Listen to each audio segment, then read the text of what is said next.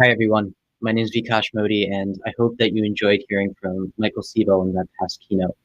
Now, maybe you can see some of his advice come to life in the teams that are about to present. It's my pleasure to introduce you and to direct this year's Impact Challenge, sponsored by Moody's Analytics. Over the past 10 months, my team has worked tirelessly to find student founders who are the essence of social entrepreneurship. From an applicant pool of over 200 applicants from all around the world, we chose 5. Over the past month, these teams, from no matter where they are in the world, have worked closely with a mentor from Moody's Analytics to refine their pitches, get down their ideas, and make sure that they're sharing their stories appropriately. Today is the culmination of all of that work. These teams all have amazing ideas and, more importantly, are comprised of incredible people. No matter who wins, I know that they'll all go on to do great things. Now, of course, this would not be possible without our amazing judges. So first, before we get into our pitches, I'd like to have our judges come on screen and introduce themselves to everyone.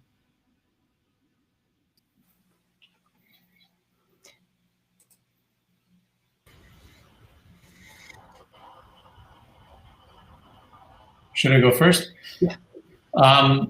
My name is Thanasis Delistatis. I'm Princeton undergrad, class of 93. I work for a fund called Proof Fund.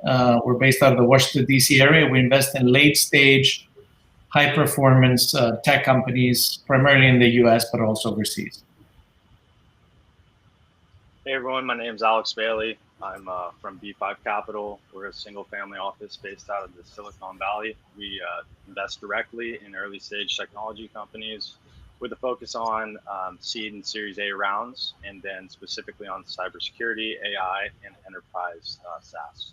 And I run that firm with my father, Mark Bailey. He's class of 81, and he's the partner and founder at DFJ Growth, another late-stage venture firm out of Silicon Valley with notable portfolio companies such as Twitter, SpaceX, Tesla, and Fox, among others.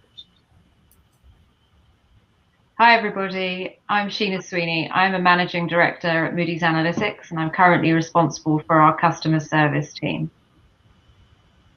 Keith Berry, hopefully you remember me from the keynote a few days ago. I lead the accelerator at Moody's Analytics. Hello, I'm Michael Bosch. I lead Atento Capital, an early stage venture fund and fund of funds out here in Tulsa, Oklahoma. Amazing. All these judges have agreed to be here today and judge these teams, even though they're not necessarily in their sector, because they're really interested in helping these students grow and supporting social entrepreneurship. But yeah.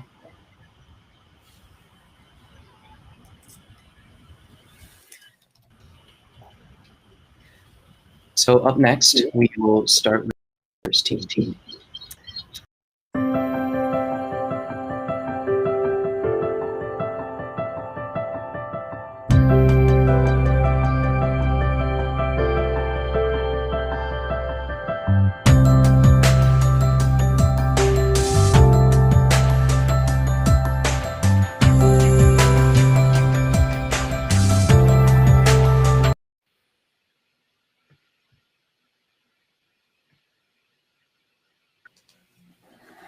Hi, everyone. I would just like to introduce you to Uniphage, coming all the way from Singapore and Russia.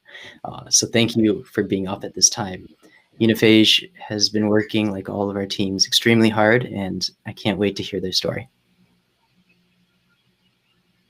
Yeah, thank you. Okay, I'm gonna start. I hope you all can hear me. I cannot see you, but you should be able to see us, so that's gonna be good. Hi, everyone. We are Sophie and Chris, founders of Uniphage, and we are building a world free of disease. More than 25,000 people die every single day due to malnutrition, while between 25 and 40% of all crops are lost to pathogens each year.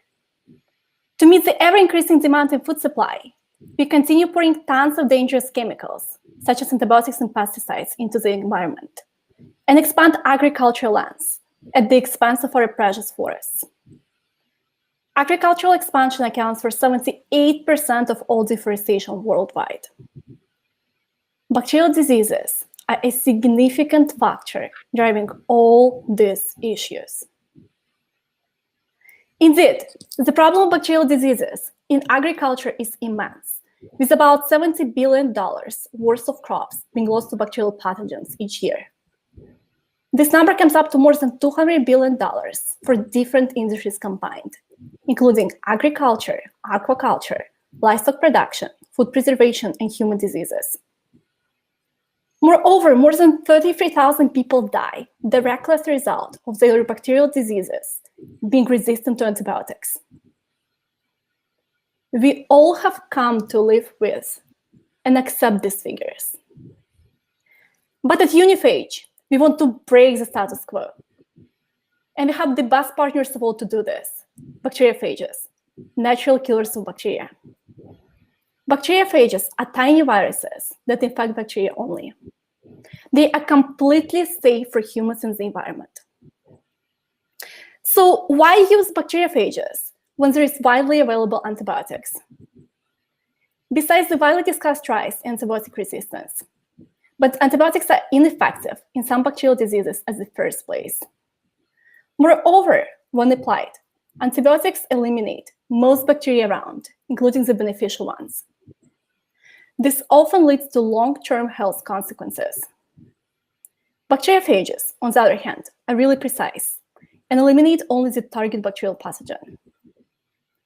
Considering how amazing bacteriophages are, it's not surprising that they've already been approved to be used in several food disease control applications. However, none of the currently existing methods to produce bacteriophage solutions are scalable. Following a traditional method to isolate bacteriophages, you would first need to grow the target bacterial pathogen in the lab. You would then isolate bacteriophages from the environment without really knowing what exactly you're going to see. Then characterize those bacteriophages, try to make a perfect set of phages, and finally, you would apply for regulatory approval to allow you to use about 10 never previously used viruses for a single disease application. Considering how expensive, time-consuming, and troublesome each of those steps is, it's not surprising that so few bacteriophage solutions are currently available in the market. Uniphage leverages the power of machine learning to make bacteriophage solutions easy and cheap to make, as well as scalable from the regulatory and production perspectives. We achieve this by using the same core set of bacteriophages with minor modifications for every new disease. When our machine learning algorithm receives the genome of the target bacterial pathogen, it predicts how we need to modify our core set of bacteriophages for them to become the most efficient bacterial killers possible.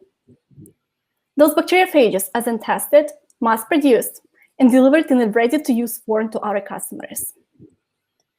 We have subdivided our R&D process to produce our platform technology into two key stages.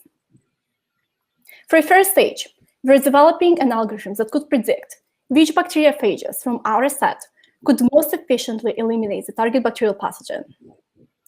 This model of ours is already 98% accurate. For a second stage of our model, we are currently developing an algorithm that allows us to predict how to modify the already well-characterized bacteriophages for them to change their original hosts and become the most efficient killers of the target bacterial pathogen.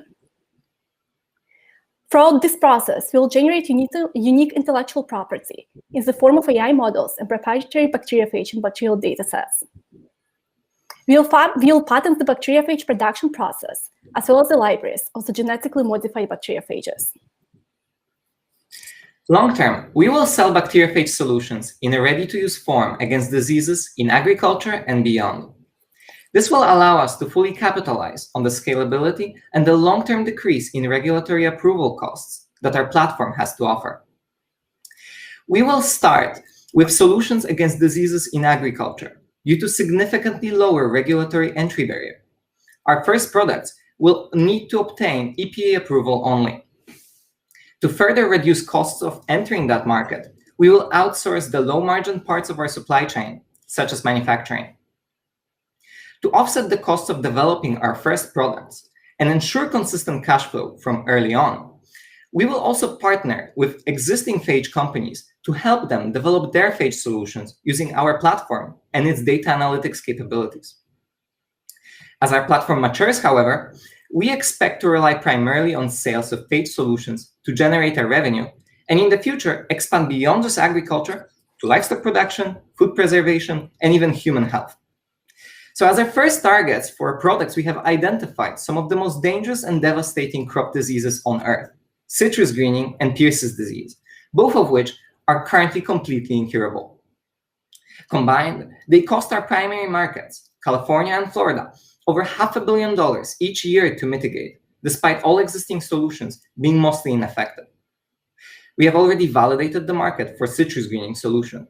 As part of National Science Foundation-sponsored I-Course short course, we talked to over 20 potential customers and over 30 potential partners, most important of which are citrus growers associations, which will make our perfect distribution channels for us.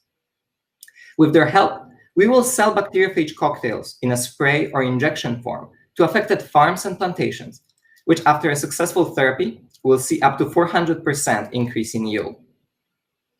This will make our solution very attractive, as we will price ourselves similarly to the current costs of mitigating those diseases, which for citrus greening is as high as $800 per acre.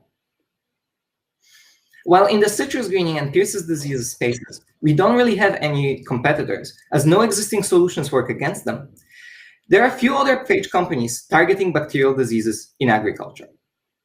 As all phage solutions, they're perfectly safe and they don't harm the environment, but none of them is scalable. Thanks to our AI-powered platform, we will be the first scalable phage solution on the market. And thanks to the lower long-term regulatory approval costs, we will be able to offer significantly improved benefit-to-cost ratio compared to all existing solutions.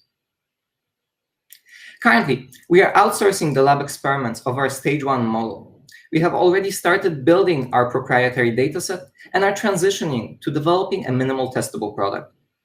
We plan to start selling our first phage solutions against citrus greening in mid-2023, following field trials and EPA approval process. Thanks to partnerships with other phage companies, however, we expect to start generating revenue much earlier, in early 2022, which will help us offset the R&D costs. During that time, we will continue generating valuable intellectual property, such as patents and the aforementioned proprietary dataset. If we win the Impact Challenge, we will use the funds from the grant to significantly de-risk our technology and move our R&D forward to the next stage, the MTP, after which we believe we will be able to raise a seed round on favorable conditions. We will set up a lab, validate our models, and greatly expand our proprietary dataset, which is one of our most important assets. And we will also start developing the first ever phage-based solution against citrus greening. We have a perfect team to build our solution, with Sophia coming from life sciences and me from data science backgrounds. We also have 3 other people working alongside us to bring Uniphage's vision forward. We are supported by our 2 awesome advisors, Maurice Chang and Nathan Harmston, both professors at Yale and US College. Uniphage has participated in many competitive programs that believed in us and our vision. By eradicating bacterial diseases in agriculture, we will feed more than 1 billion people and stand a chance to save more than 50 million lives. Let's build a wall free of disease together. Thank you, and special thanks to the IC team, Moody Analytics, and Shailendra, our awesome IC mentor. Thank you, and we're happy to take any questions. Awesome. Thank you, Sophia and Chris. That was an amazing pitch. Before we move to the Q&A, I just want to remind all of our audience that you also will be voting for an Audience Choice Prize. So in addition to the $15,000 grand prize, there is a several $1,000 Audience Choice Prize that you have full control over. All right, now let's take it away to the Q&A.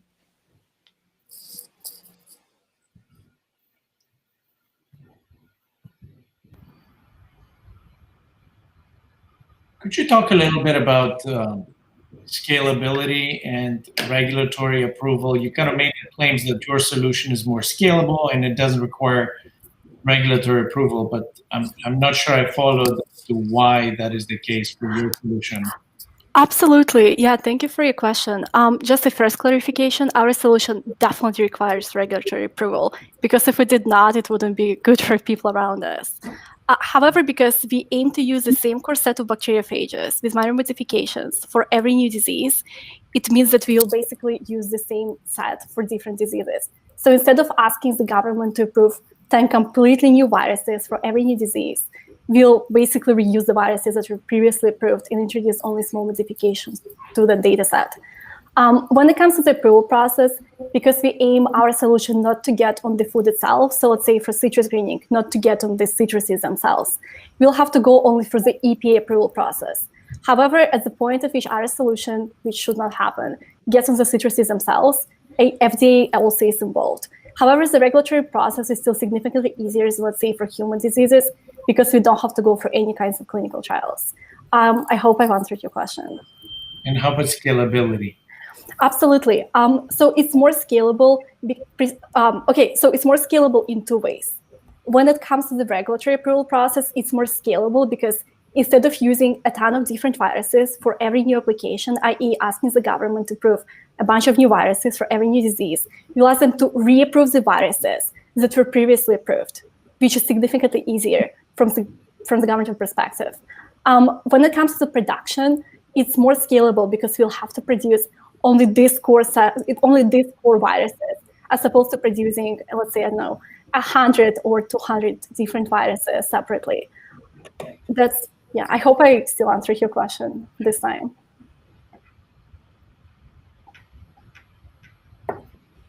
Can you talk a little bit about where you are in the kind of development process? So how much is kind of theoretical? How far down the kind of real-world science aspects of this are you? Absolutely.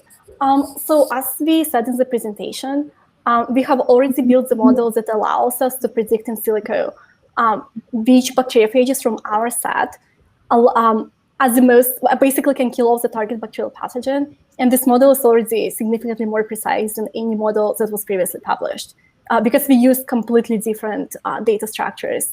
Chris can elaborate on it more, i.e. natural language processing algorithms as opposed to the traditional ML that is used mostly in biology. So basically we built that model. We are currently outsourcing testing it. We are outsourcing it as opposed to testing it ourselves in the lab because it's literally cheaper to outsource it because the price of buying one phage is like $300. But if you outsource it, you pay for hours, you don't pay for phages being delivered to you because those labs already have every single one of those phages for us to test. We also currently building the second stage of the model, which allows us to predict how to modify these stages. We expect this model to take a while to build, a couple of months, probably closer to half a year, because this model is actually really hard to build. But we've already done significantly more than, I guess, basically anybody who published at least their information. I hope I've answered your question.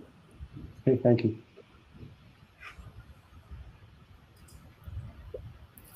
I had a question around your go-to-market strategy. So it looks like you're targeting citrus growers, and you did mention the current solutions out there cost around $800 per acre. And I was just curious, are you planning on selling the product in bulk directly to these citrus farmers? And then, how are they going to apply the product to their crops? Are you involved in that? And then how does that wrap up in total in terms of the margins on your product? Absolutely. Just to clarify, the $800 that we mentioned in our presentation is the mitigation cost, because there is currently literally no solutions to tackle citrus greening, like zero. Like basically it's completely destroying citrus industry in Florida and also in California. In California, it's a little bit bad. In Florida, it's really bad. So when it comes to applying the solution, there is basically two ways to go about it. There is a spray form, which is easier, but injection form, based on the published literature, is more likely to be significantly more effective, and that's precisely what citrus associations also told us to look more carefully into. So when it comes to the injection form, we basically have this idea to have like a separate injection device that will be set up to the trees, and it will be continuously injecting our solution over time. So basically you set up this device once, and it continues injecting the solution for like really long period of time. When it comes to the costs, Chris, do you want to try to take this question? Yeah, sure. So to put it into perspective, the $800 per acre, that's an increase of about 50% from the pre-citrus greening times. All while, even with that mitigation strategies, which involve primarily insecticides to kill off the vectors that spread the disease, even with that, the disease still reduced the output per acre by about 2/3. So this is really devastating Florida. And because our solution would be the first one to actually cure the disease and revert the damages, we believe we can price ourselves similarly to the cost of mitigation, while still offering a huge benefit to the farmers and growers. And just to elaborate on this, that's precisely why we've chosen citrus greening and Pierce's disease as our primary targets, as opposed to many other bacterial diseases out there, and there is a lot, as you know, because those diseases are incurable at the moment, which means that we can kind of offset the R&D costs by pricing ourselves reasonably compared to R&D costs that go into production of those original solutions. Then we'll go to significantly less kind of cost competitive markets when we have the model perfectly working, and we will already have a couple of solutions with the same core set of bacteriophages approved. All right, thank you, team. That was a great Q&A. Unfortunately, we're now out of time, and we'll move on to the next team. Best of luck, Chris. Thank you. Yeah. Thank you.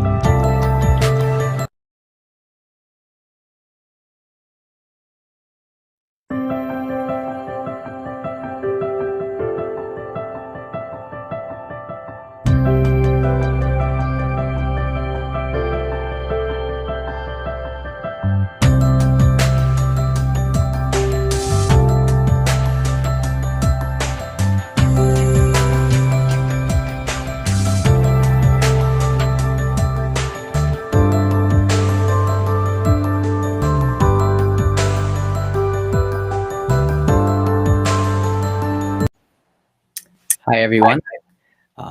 I'm so excited to introduce you to our next team, founded originally in UPenn, but also having team members at NYU. So here, without further ado, are Stefan and Maggie from Keep ID. Hello, my name's Stefan. This is my partner Maggie, and we're excited to share with you today about Keep ID.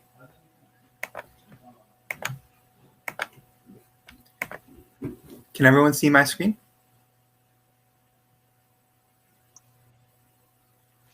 All right.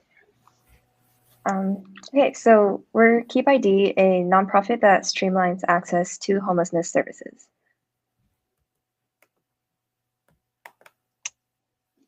So right now, homelessness in the United States is a large issue, affecting around 500,000 people on a given night.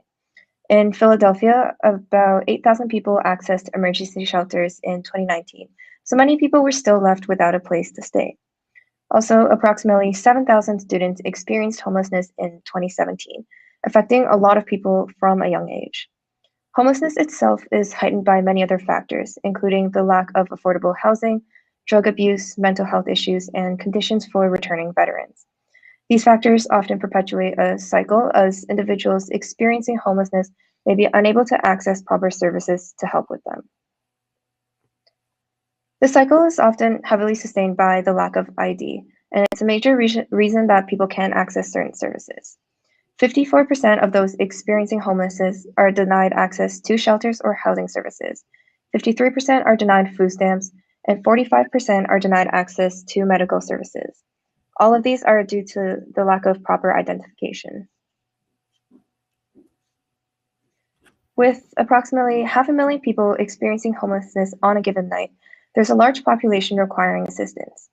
As well, Currently, there's approximately $3 billion of government spending as per 2020. So there's a large cost that goes into this assistance. Still, 54% of people without ID who applied for housing were denied because of the lack of ID. So even with all this spending, there's a large number of people that require aid that's not covered by the government. With all of these issues, we need an online platform that assists those experiencing homelessness in applying for, securely storing, and using their identification to access relevant services. We'll need a guided application process so that people can gain a better understanding of the information needed in applications and to help them with navigating multiple forms. It also needs to be HIPAA compliant since we'll be storing a lot of private information to better use for further future applications. As well, partnering with nonprofit networks would increase the reach of the platform and make it easier to access Keep ID through their local nonprofit physical locations. Finally, for those who may not have access to technology constantly, the platform will have a low need for technological literacy for those who aren't used to it. Currently, our competitors are focused only on individual features. So DocuSign is an agreement form platform, and while it excels in storing and modifying agreement forms, it lacks the specific forms pertaining to homelessness and a direct application to government services. Similarly, Dropbox leads in document storage and sharing, but lacks the application component. HMIS, or Homeless Management Information System, collects data on those experiencing homelessness through nonprofits and securely stores this to find trends of individuals' needs.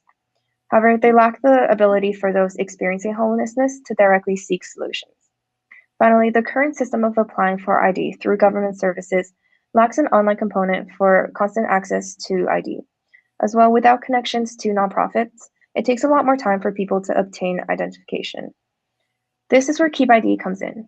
We create a platform for those experiencing homelessness to apply for ID, store this information, and use it when applying for and accessing other services. And specifically, our available applications will focus on many homelessness assistance programs. Thank you, Maggie. Keep ID is an exciting development that our team has made in order to accelerate access to these homeless services. We partner with nonprofits who directly provide this service to those experiencing homelessness. We try to leverage the trust that these nonprofits have already made with these clients so that we do not have to reform relationships with the 500,000 individuals experiencing homelessness in the United States. These nonprofits also function as financial partners, as we hope to be able to sell our service to them as a software as a service model.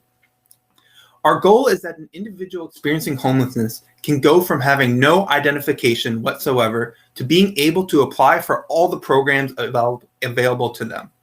Our customer journey is as follows. An individual experiencing homelessness would hear about Keep ID and go to visit a nonprofit that is partnering with Keep ID. Then at that nonprofit, they would apply for a physical ID on our website, keep.id, and we guide them through the process of what information is needed, where to send the forms, etc.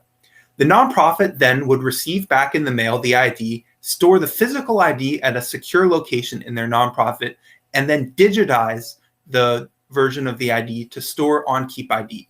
So in one sense, we have a physical ID stored at the nonprofit with a digital ID copy being stored on Keep ID so that this video or this image of the identification can be used at future needed sites, such as can be brought to any services that need them or can be emailed or sent to anyone that the client allows to be sent. The nonprofit can also then assist in managing this ID and data. Finally, once the individual has the IDs they need, a birth certificate, a social security card, and a driver's license / photo ID, then we provide the ability to apply for various services such as food stamps and housing using this ID.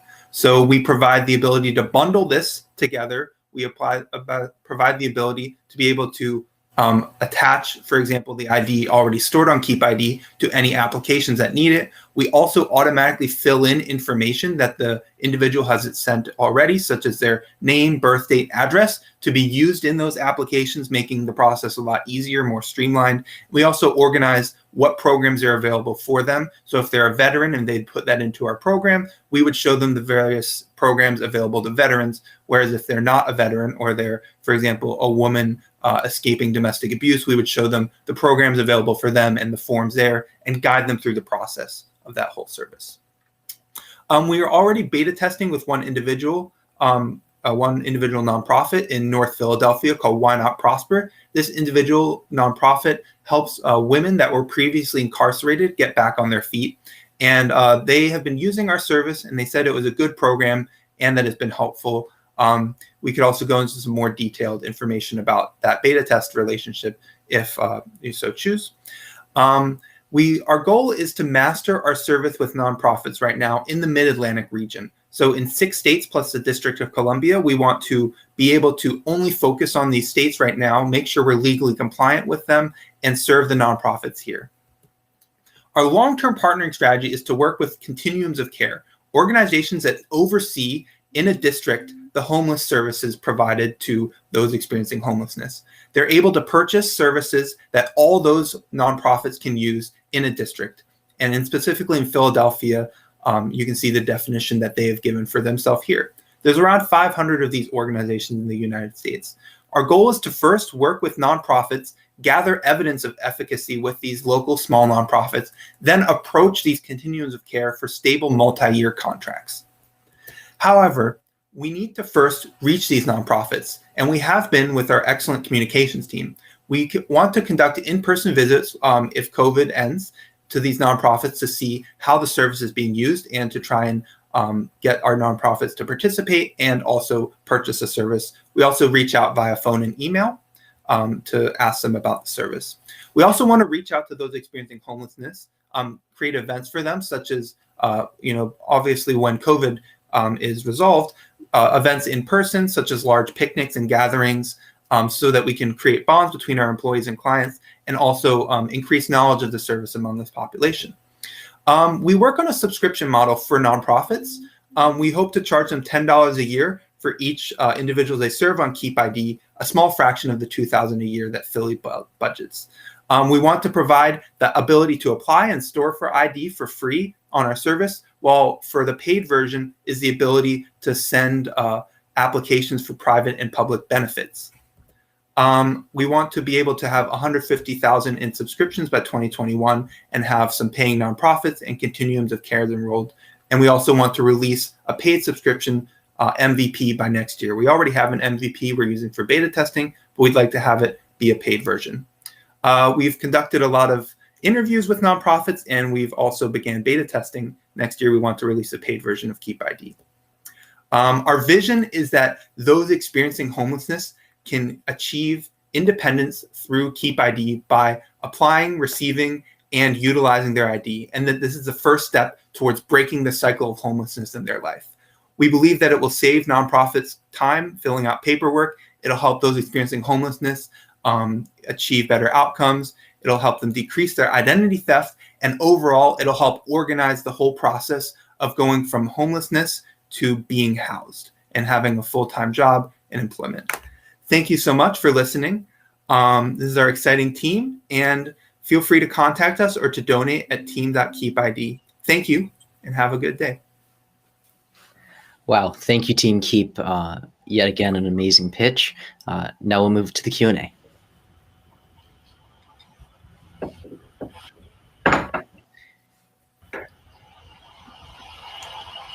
And we'll start with a question from Michael.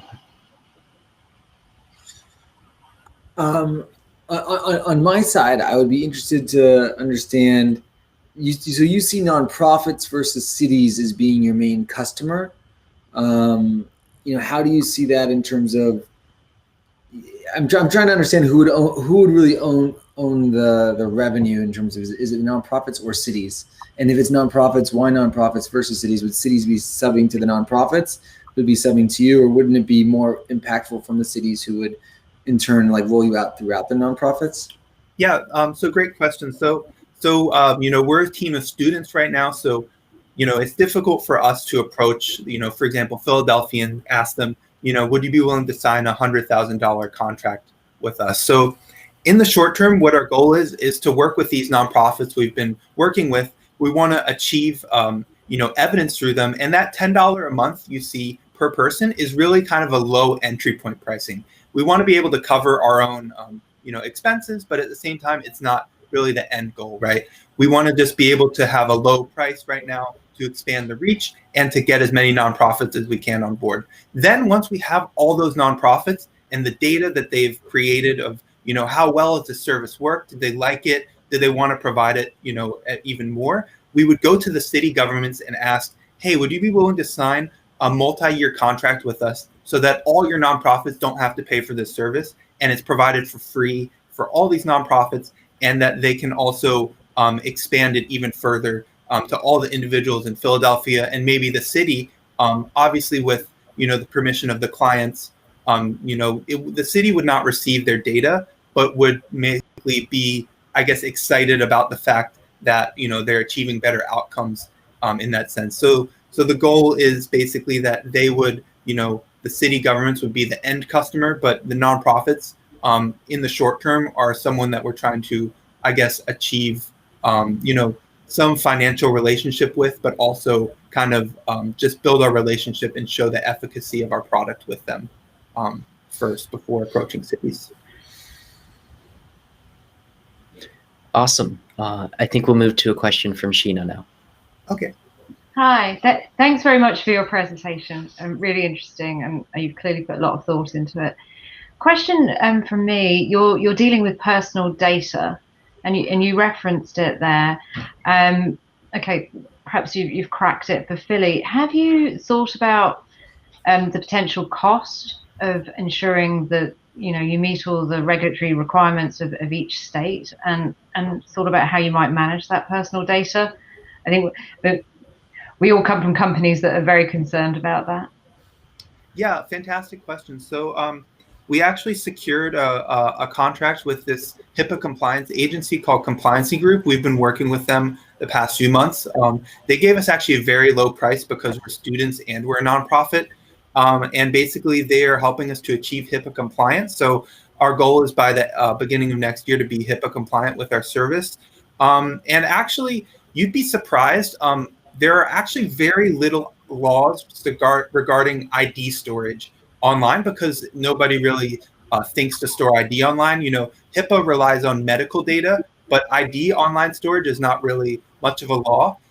I guess, California has a special law that they've come out with data privacy, but at least in the Northeast, I guess kind of given the political culture and stuff, there's actually really not much legislation surrounding this. It's only like a few laws here and there maybe, but in terms of the greater picture, like the security and the privacy, once you have like HIPAA compliance, you're kind of covering the bases of a lot of like other smaller things, right? Like if someone wants you to do this or that, right? If you have such a high level of security, HIPAA compliance is the highest level basically that the government, sets. No, they don't think any data is more secure than health data. Then, if we achieve that level, we think we're covering basically all the bases. Maybe we need to make a few tweaks here and there, but overall, it hasn't been that expensive so far.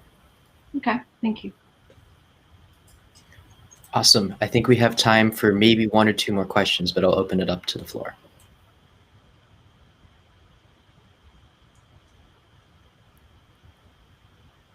You have a question around kind of customer adoption and retention, right? So you're selling to these nonprofits, and right, they're offering this to people who are homeless, and a lot of the times they have trouble accessing devices, right? So have you, in this early nonprofit that you've worked with, do you have any data around kind of retention on their side of offering it to their clients? And are they adopting that, or is there any trials or tribulations just due to the fact of people not having access to devices? And what's kind of your plan to make sure that there is adoption on the nonprofit side so that you can retain them and renew the subscription? Yeah, so two important points here. One is that the individuals experiencing homelessness mainly access our service at the nonprofits, or we envision at public libraries once they open from COVID, if they're opening soon. basically public computers. They would access our website, not on their personal devices necessarily. Also, for nonprofits that do not have computers, we plan to provide them cheap Chromebooks as part of the subscription. Jackson Foltz, actually, who is our nonprofit communications lead. Jackson, do you want to speak a little bit about our current beta testing relationship? Hi, yeah, thank you for the question, sir. Yeah, our partnership with Why Not Prosper currently in Germantown, the Germantown area of Philadelphia, is the one where we're really gleaning a lot of the data that you're talking about from. We recently spoke with Coordinated Homeless Outreach Center, which is within a hospital. They work for the Resources for Human Development in Norristown, Pennsylvania, and we're engaged with nonprofits across the East Coast right now. We're always looking to grow and learn as we interact with these nonprofits. It comes down for us to whether the nonprofit feels comfortable presenting this option, Keep ID, to their clients. That's the critical piece. We're leveraging that existing trust. Given that trust, as clients are using it, we're learning, at least from Why Not Prosper, and we have no reason to believe that this wouldn't be the case going forward, that other organizations with them, we will see the same degree of willingness at least to try it and see if there's value. And going forward, the feedback that we collect is going to help us inform future features on Keep ID as well. Wow, I would love to continue the Q&A, but as normal, we are out of time. Thank you to Stefan, Maggie, and Jackson for another amazing presentation. I love the work you're doing. Thank you, judges, and International Conference.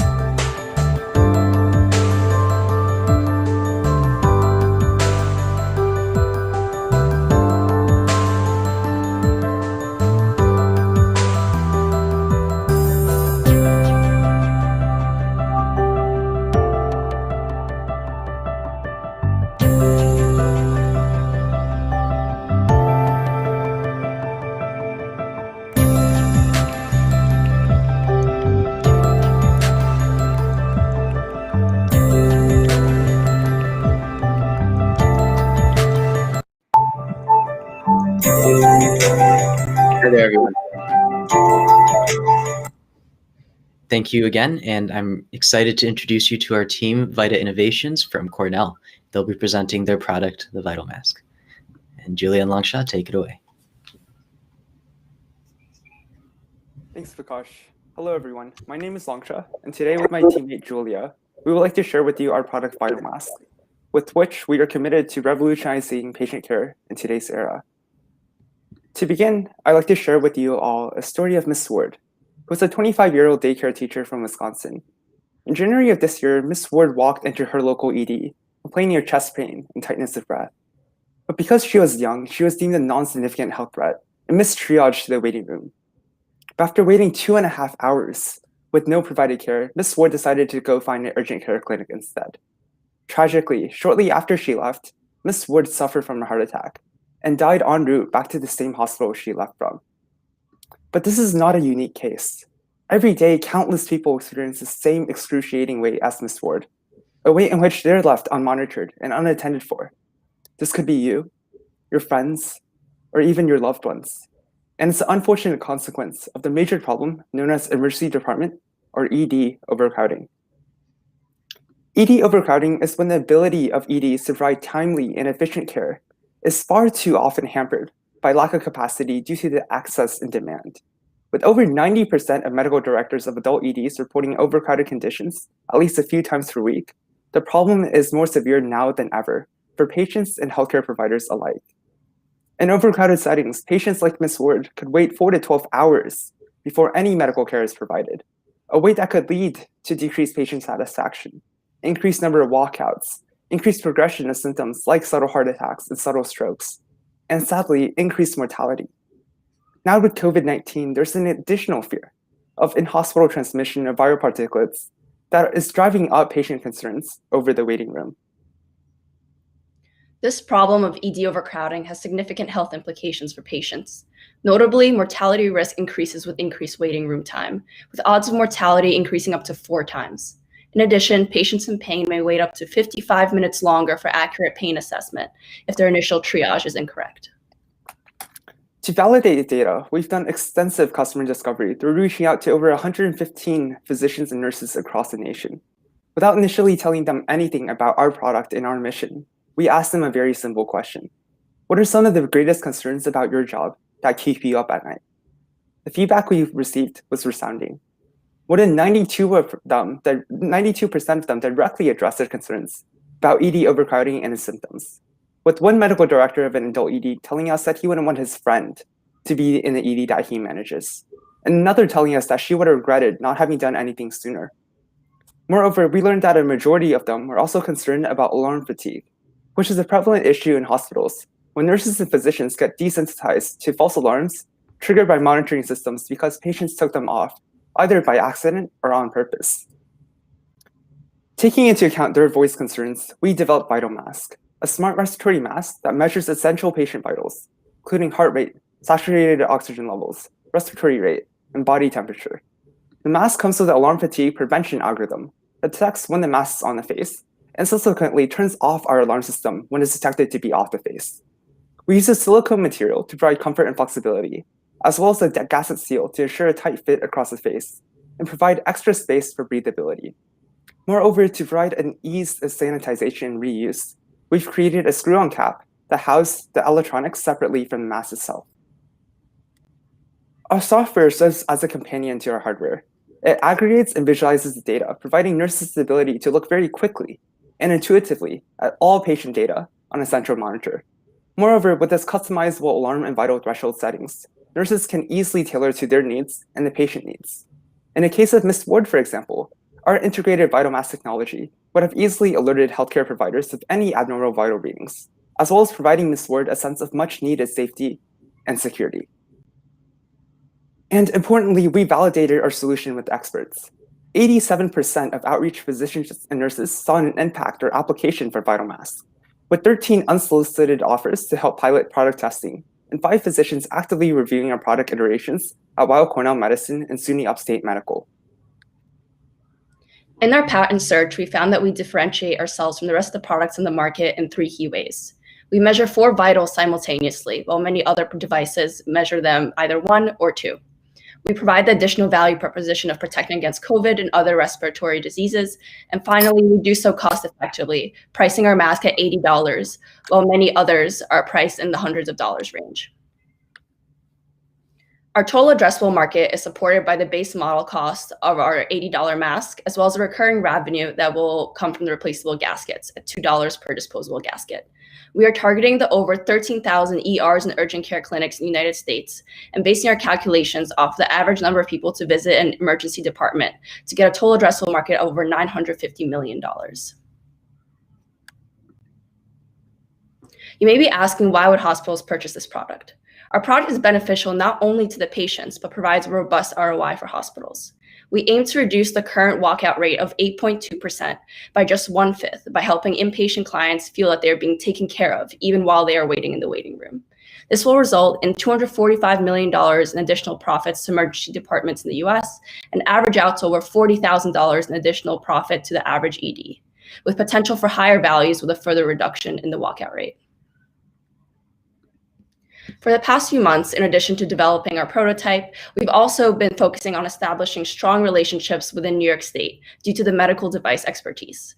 We have partnered with the Clinton Global Initiative, the Central New York Biotech Accelerator, Launch New York, and Cornell's own eLab, which has allowed us access to a wide array of mentors and has facilitated our speed to market. As an innovative team with large access to university resources, we come with an outside perspective and diverse experiences spanning product development, healthcare, and entrepreneurship that enables us to innovate on integrative solutions not thought of before. Our team has extensive experience developing medical devices, spanning from medtech engineering teams on campus to professional experiences within leading healthcare industry institutions, such as Harvard Medical School, Epic Systems, Merck, and Stryker. We have filed a provisional patent application in April and a second updated application this week. The original contained a sensor-accompanied mask, and the second application includes an alarm fatigue prevention sensor. This gives us an early foothold in the IP landscape of our product. We are currently in the third stage of our business strategy, finishing development of our MVP and securing IP rights, as well as conducting preclinical testing with our partner hospitals. We currently have $5,000 in grants and crowdfunding, but after raising more money, we'll be able to partner with a manufacturer and launch the necessary clinical trials to apply for an EUA, emergency use authorization, and 510(k) from the FDA. From this point, we'll obtain letters of intent to purchase our product from hospitals that will allow us to approach a large strategic partner for an acquisition in order to expand internationally, as well as more effectively throughout the United States. As the medical device industry is dominated by large players, this will give us the greatest reach to help the most people we can and reach the most hospitals we can. $15,000 will help us reach some huge milestones, and the support of the international conference will help us to raise further funds as well. We will be able to conduct quicker prototyping with higher quality materials, as well as pay fees for FDA approval and required testing. Also, we will be able to invest in marketing and outreach to key hospitals that we believe would really benefit from our product. To conclude, our vision with VitalMask is to change the way that the triage process is completed in the emergency department, and especially considering how the waiting room is underutilized as an important area for data collection and monitoring. With VitalMask, we provide a system where the time it takes to reliably and constantly monitor patient health isn't measured in minutes, but rather a matter of seconds. A system where you no longer need to worry of you or your loved one's conditions worsening unnoticeably as you wait for care. A system where, without having to increase the needed staffing, healthcare providers no longer need to agonize over their concerns for the waiting room and alarm fatigue. That will ultimately improve patient care and work satisfaction. And lastly, we provide a system where the financial, legal, and moral costs from consequences of overcrowding for hospital administrators are significantly reduced. The problem of ED overcrowding will continue to pose challenges globally for decades to come. But with VitalMask, we offer a cost-effective solution to alleviate the symptoms of this universally tragic problem, one that we hope will save countless lives worldwide. Thank you.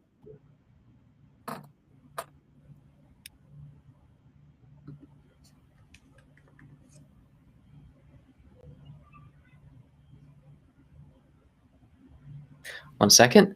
Thank you, everyone. Let's move to the Q&A where Thanasis will have his question waiting. Yeah, can you talk a little bit about the how you arrived at the pricing and what your margins would be with that kind of pricing? Akash, could you share the screen again? Yeah, we'll share your presentation screen and pull that up. Oscar, could you pull up the margins slide, cost breakdown? So this is a cost breakdown of the current raw materials that are required for a mask. As we're still in the prototyping and development stage, we obviously don't know the administrative costs that would be involved with our product, but currently our profit margin is $50 per mask. And how about on the consumables? I'm sorry? How about on the consumables, the $2 per fitting? Those are also around 50 cents in production each. Okay. So high margin there as well. And we base that on similar prices of just disposable masks that hospitals currently purchase. Awesome. I'll open the floor to others who have questions. Maybe Michael, if you look like you might have one. Oh, you're muted. First of all, this is super cool and really thoughtful. And I would say a thought would be to think about a reoccurring prescription revenue model, and in versus like a one-time fee. I think might be something just to chew on. But and then I guess and similarly, like as technology kind of changes, you know, how would you go about keeping your hardware kind of relevant and upgraded, so it's not just like the best possible solution at a moment in time, but like an ongoing solution that people continue to feel is the best technology out there? So I think one thing that we would do is, hardware aside, we would periodically continue to give software updates. We have in place a plan for hospital administrators to attach a wire to our mask and deliver updates that way that we can remotely administer to their system. And as far as hardware goes, that's where the lifespan of the product has to come in. At some point, if new technology comes in, we do intend to have other iterations in our product. For example, end-tidal CO2 is something that we want to eventually hammer into, because that is something that would really help with diagnosing and triaging how risky the levels are as far as the patient's current situation. So that's where we would probably sell future iterations of the product. Awesome. We have time for one more very short question, if anyone wants to. Can you talk about sanitization of the mask? So obviously it seems like a component is reusable and a component is disposable. How do you sanitize between uses? And there we go. Right. Yeah. So Vikash, could you? Awesome. So the silicone mask component can easily be removed and autoclaved or sanitized through UV light. For the electronics, it's slightly more nuanced, using vaporized hydrogen peroxide. However, that component will not be touching any part of the patient's face itself. Amazing. And again, I wish we could continue the Q&A, but we're over time. So thank you to Langsha, Julia, and Rishi for joining us, and best of luck. Thank you very much. Thank you so much. Thank you all.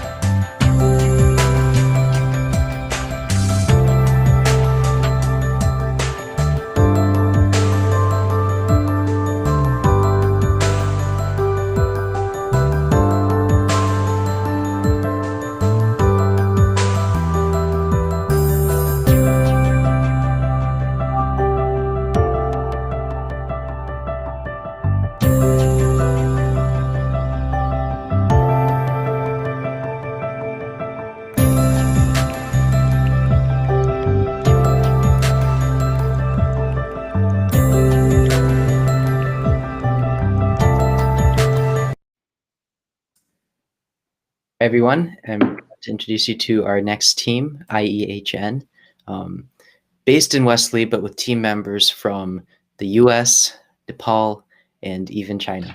And without further ado, I'd like to introduce you to Subiata, who will be presenting today. Hello, everyone. Is everyone able to hear me all right? Okay. All right, I'll get started.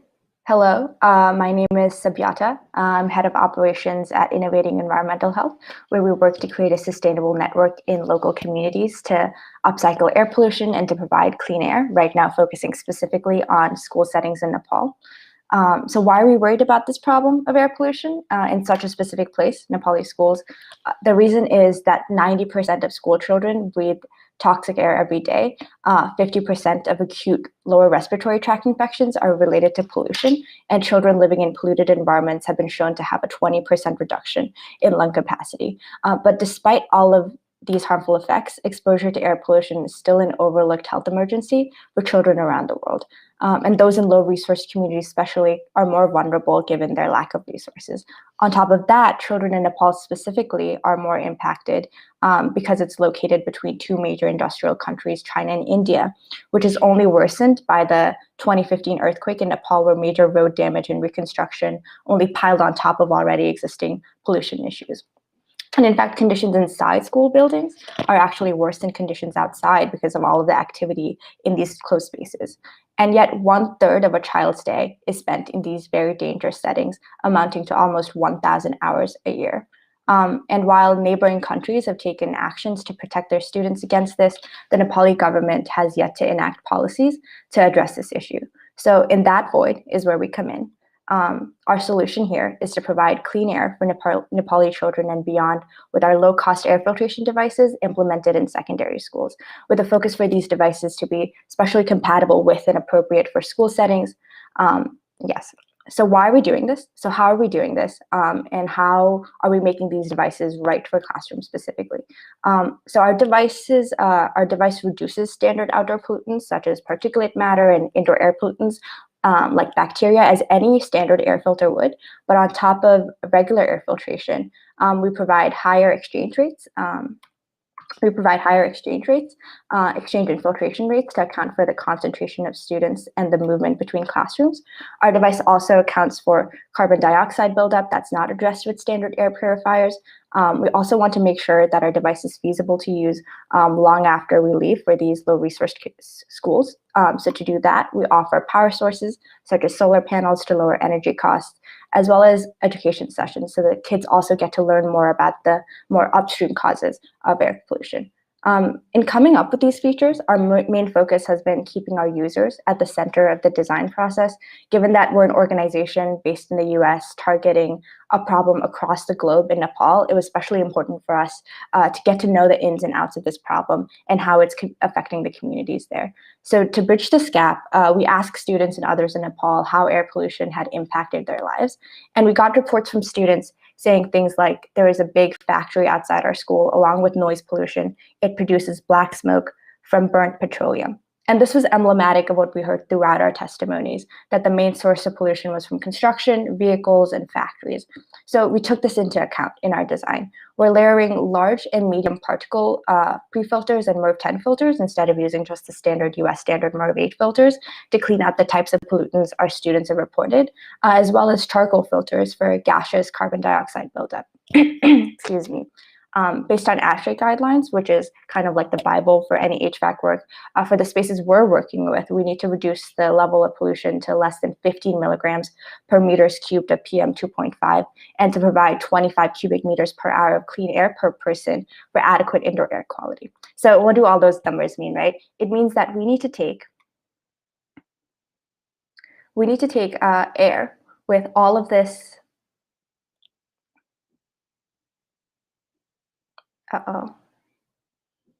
Okay, it basically means that we need to take that much amount of particulate matter in the room and have our device turn it into much cleaner air. Another design concern that came up was that students have also repeatedly described their classrooms to be small and congested, describing 50 students crowded in a single room. So this information told us that we're working in a very small setting where the device needs to be compact to be usable, which then led us to decide on a small cylindrical shape for the device that minimizes dead space while getting clean air to every corner. We're also working to minimize noise from the device with noise reduction technology on the fan so that class can go on without any noise distractions. The optional tube and netting also work to reduce carbon dioxide buildup. So clearly our users have been crucial in the design process so far, and we intend to keep our collaboration with them as a key part of our business model. We're encouraging local community involvement by having our device be constructed with local resources and recycled materials to create a supply chain that will uplift the local community. We hope to implement our first working prototype with our partner schools over the summer of 2021. Through this pilot program, we'll be collecting data to further iterate and improve on the design over the course of the 21-22 school year. And finally, hope is to eventually expand to neighboring countries in the Asia-Pacific region that are also in need of air pollution solutions, such as Bangladesh. So I don't think at this point anyone here is really morally against our mission of saving the children, right? It's a pretty hard thing to be against, but even from a more detached economic standpoint, there's a clear need for indoor air quality solutions, and the demand has been rising. This year in 2020, the year-over-year growth is estimated to be at 4.59%, and according to the latest market research between 2020 and 2024, the IAQ market is set to grow by $9.54 billion. And the Asia Pacific region, specifically where we're focused, is in fact the fastest growing market, accounting for 33% of the growth. And on the other hand, ambient pollution imposed a cost amounting to more than $5 trillion in total welfare losses in 2013. In Nepal specifically, the cost of air pollution is estimated to grow between $136 and $256 million by 2030. So there's clearly economic value in the solution. We're entering a very growing market. But in addition to that, with this device, we'd also be reducing the very tangible burdens of air pollution inflicted losses. For example, indoor air pollution contributes to 1.6 million premature deaths per year in low-resourced countries. It's the fourth leading cause of death, with 8,700 deaths in Nepal alone. And finally, poor indoor air quality has also been shown to have an adverse effect on student performance. So providing clean air, conversely, according to a study from NYU, increases student attendance, attention, and participation. It's also correlated with increased test scores. So by providing 800 hours per student per year of clean air, we'd be tackling this problem that has an immensely high human cost, but also a high economic cost. So given the gravity of this problem, a few other solutions have been attempted in the past, but holistically, they've all failed to kind of meet the criteria required to address this problem adequately, while also being accessible to low-resource communities. Some commercial businesses, such as Aries, Filter Queen, and Philips, are beginning to market their standard filters to schools, but these devices do not account for the size and movement of students in classrooms or for the specific vulnerabilities of the user here, which are the children. The price point of these devices is also a huge hurdle to accessibility. For example, when 1,756 filters were installed in 18 schools to address the Allison Canyon gas leaks, the estimated cost there was $10,000 per classroom for the first year. In our target communities, these costs are simply too high for a device that's not designed for them. So the regular retail price for industrial air filtration devices like ours cost about $600, and the lowest manufacturing cost price point plus shipping is $350 per device. With our air filters, we're aiming to build it for lower than this price point of $350 by using local resources and minimizing production parts that are specialized for schools. So in these coming manufacturing, price setting, and distribution steps, we have many partners that have already been immensely helpful that we hope to rely on to help us along the way. We've had the opportunity to talk to school officials, entrepreneurs, and students who've given us invaluable insights on user needs. We have Professor Niranjan Bastakoti at Kathmandu University, who works with HVAC system designs in Nepal advising us. And next spring, we'll be working with the Association of Mechanical Engineering Students at Kathmandu University to build a prototype of this device. We're also in partnership with other secondary schools in Nepal where we'll be implementing this program.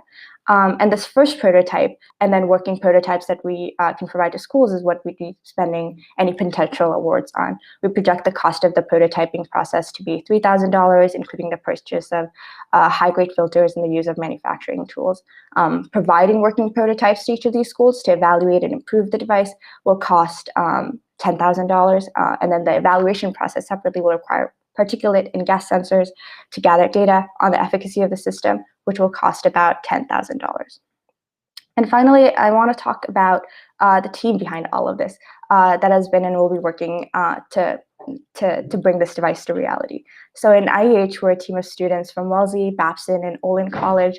Our team members come from all different kinds of backgrounds, from their varied academic interests to different countries of origin. Bedi, our head of communications, and I are from Nepal, and we've seen firsthand what the harms of air pollution can do. Many of our other members are also from countries where this is an overlooked issue. So making our device work to alleviate these risks for children is especially dear to all of our hearts. So we've all decided to come together to tackle this issue of environmental health because we all truly believe in this goal of bettering the lives of children in this domain of air pollution. Otherwise, we wouldn't be putting in hours and hours upon our work every week voluntarily to do it. And we're especially concerned about the fact that no one else really seems to care about this. Mm-hmm. So with that, I hope that you guys have come to share some of the concerns that motivate us to keep working on this mission. And yes, hopefully it will help us to bring this device to fruition. Thank you. Awesome. Thank you, Subiata. I believe we have time for 2 quick questions or 1 drawn-out question. Thanasis, I know you typed in the chat with a pressing question, and then after that, we can open it to the floor. Yeah, actually, it wasn't a pricing question. I mean, you've defined the problem really well, and it's clearly an important issue. I just wonder whether you considered, instead of trying to create a new device, there's companies that are devoting millions in kind of, solving this problem. I wonder if you're better off maybe working with one of the existing suppliers of filtration systems to bring a solution that is cost effective for this market. Is that something that you considered?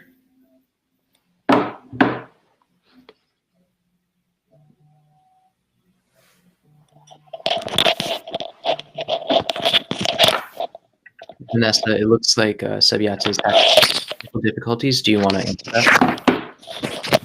Hello, sorry, I don't know if you guys can hear me, but I'm not able to hear you guys. I don't know if Vanessa is able to join. I can try leaving and re-entering. So sorry about this. Vanessa, can you not hear us? Yeah, I can hear you guys. Do you want to answer that question while we wait? Yeah. So I think we have not very much considered partnering with companies that have made existing filtration devices, but we're more so partnering in terms of building the filters themselves, because that is a big part of the cost. I think in terms of the device, there aren't any specific device that specifically addresses school settings. So I think being able to build the device on our own allow us to implement things like noise minimizations, and also just a design that's more simple and more student friendly, that we just cannot tweak with existing devices. Great. I think we have time for 1 more question. I don't know if anyone has one. Just raise your hand or something.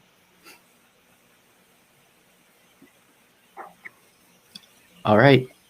Well, thank you to Vanessa and Subiata. I'm sorry that you are having some technical issues, but the pitch was great, and we look forward to see where you go.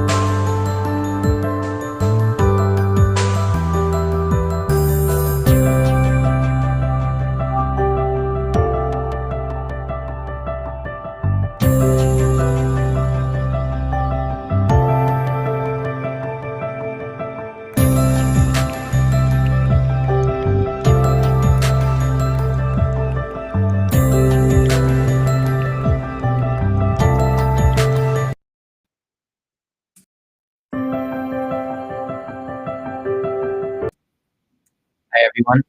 Now I'd like to introduce you to our last but not least team, all the way from Uganda. They will be presenting in a pre-recorded format because of their poor Wi-Fi capabilities.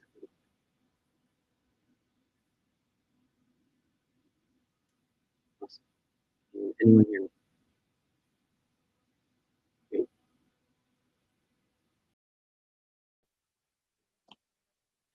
Hello, I'm Gisle Ilakoze, founder and CEO of Waste Zone. At Waste Zone, we are on a mission of leveraging cutting-edge technologies to create a waste-free world. We are glad to join Impact Challenge 2020 to showcase our solution to the world. Here in Rwanda, over 2,000 tons of waste are generated on a daily basis, and this is driven by irregular waste collection rate and there are inappropriate bins where households are unable to safely manage their waste due to small bins that fill up quickly. And this results into inefficient recycling, where only 10% of the 1,000 tons of waste generated daily basis is only recycled. And unsorted waste, which is a mixture of biodegradable and non-biodegradables, is bringing inefficiency in recycling, posing a great challenge in the whole waste management industry.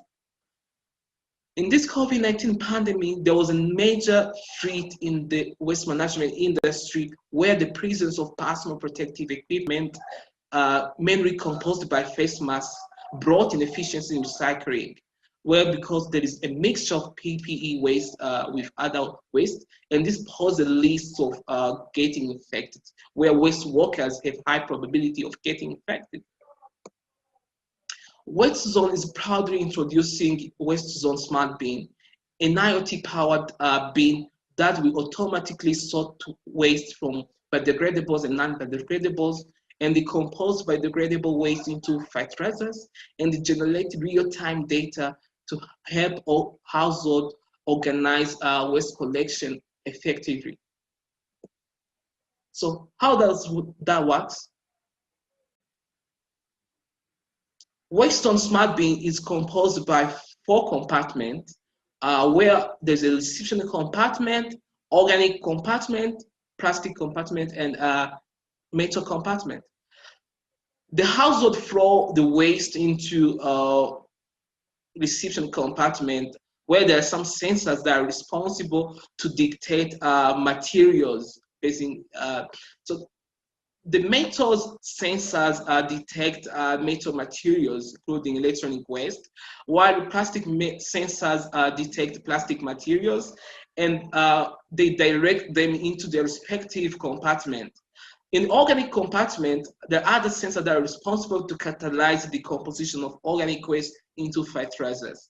The household receive data on the WasteZone app, where they can safely manage all the activities going on the smart bin, and also know the rate of composting the smart bin, and hence make the relevant decision based on the data they receive from the smart bin, including organizing collection and even scheduling the selling of organic fertilizers to farmers.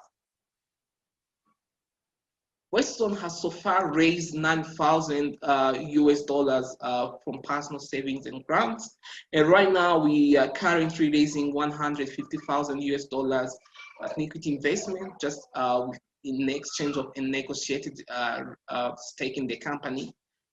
And we are planning to use $150,000 US investment into building 1,000 smart bins, covering general operational expenses, and even hiring new talents.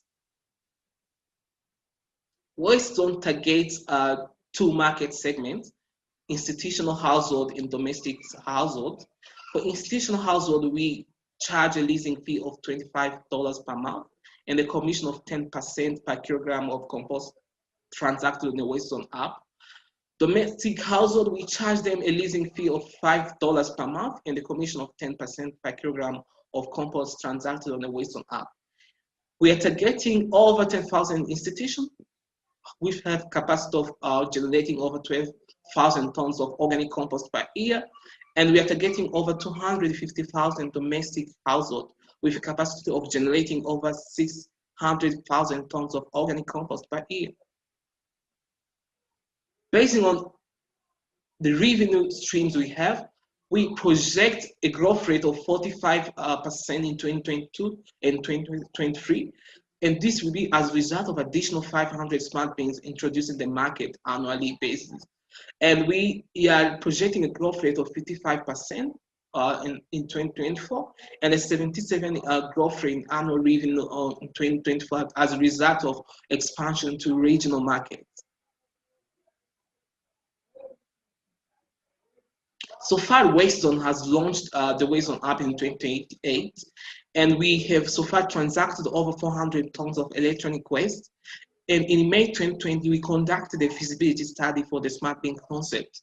And in August 2020, we have already built a smart bin prototype, which has passed the prototyping phase, and it's on functioning on technology readiness level 8.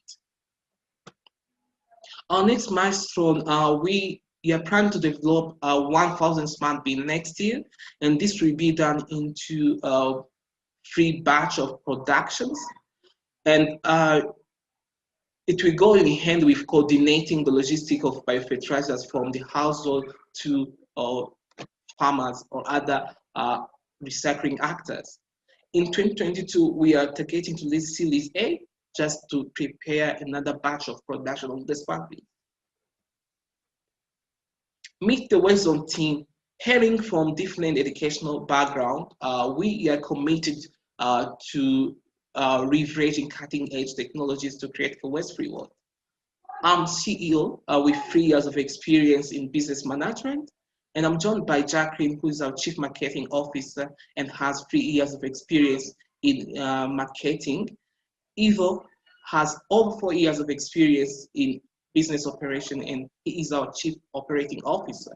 We are joined by Osamiti Lab, our tech partner, who have had 60 years of experience in software development and embedded technology. At Waste Zone, we are not only driven to make profits, we are also creating impact in the communities you are operating in. Waste Zone is targeting to improve material circularity by ensuring that all materials are properly repurposed and recycled, hence creating a circular economy. By doing that, we're also diverting emissions from going to landfill, hence contributing to climate action. Waste Zone, by providing compost to farmers, we are providing soil nutrition, hence eradicating hunger and helping to achieving the UN Sustainable Development Goal 2. We're also creating waste-free cities, enabling people to live in sustainable cities and communities.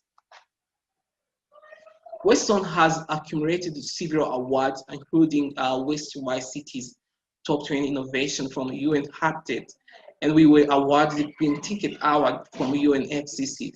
Build Magazine has named Waste Zone as the best waste technology service provider in East Africa, and we were a finalist Innovate for Climate initiative from World Bank. Creating a waste-free world requires global efforts. We are glad to invite everyone to join us on board to create a waste-free world. In this Q&A session, I'll be glad to introduce you, Jacqueline, our Chief Marketing Officer, who will join me in answering your questions. Thank you. Amazing. Thank you, Ghislaine, and it's a pleasure to meet you, Jackie. We will now start the Q&A.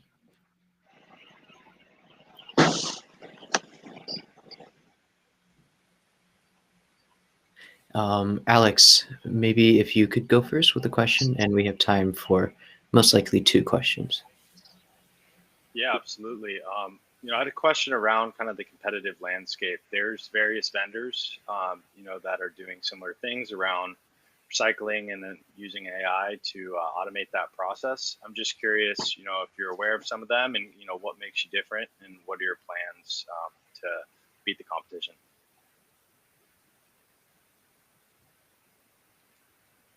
So at Waste Zone, our product has a great monetization strategy where we are charging a leasing fee to customers instead of giving them the product fully. And the smart bin itself is quite affordable, where it provides compost and helping households to sell the waste instead of being charged a monthly fee of collecting waste. So basically, the technology behind, which is IoT technology, and the monetization strategy attached to the business model provide a competitive advantage to our product.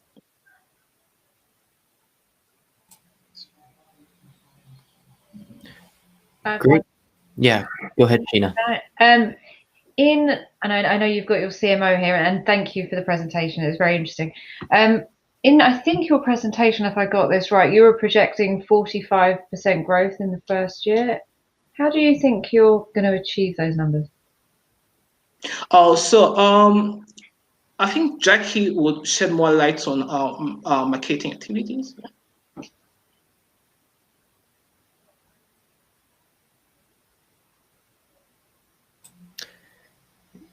Jackie, do you want to answer? Can you hear us? Okay, I think I can go. So we have already boarded 100 customers because in 2019 we conduct a feasibility study where we involved over 100 households in a feasibility test, and they have already subscribed on our waiting list, and we have at least 100 customers. So basically, those are eight institutions and 20 households ready to use the Waste Zone Smart Bin as long as it's ready in January 2021. Okay. Unfortunately, we can't hear you, Jackie, but I'm sure that we can follow up with your answer to the question later on. Well, that is it in terms of time. I know our judges have very busy schedules, but I'd just like to thank all of you for coming here today. And maybe I can just have our judges say bye as well, really quickly. Thanks very much for having us. Bye-bye. Thanks, everyone. Thank you for having us. And then I just, as our judges head out,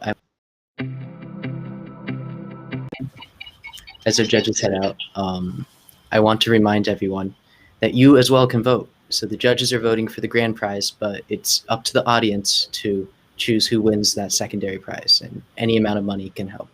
And where is the link to vote? The link to vote will be located on the attendee platform, and the judges will receive a separate email on where to vote as well.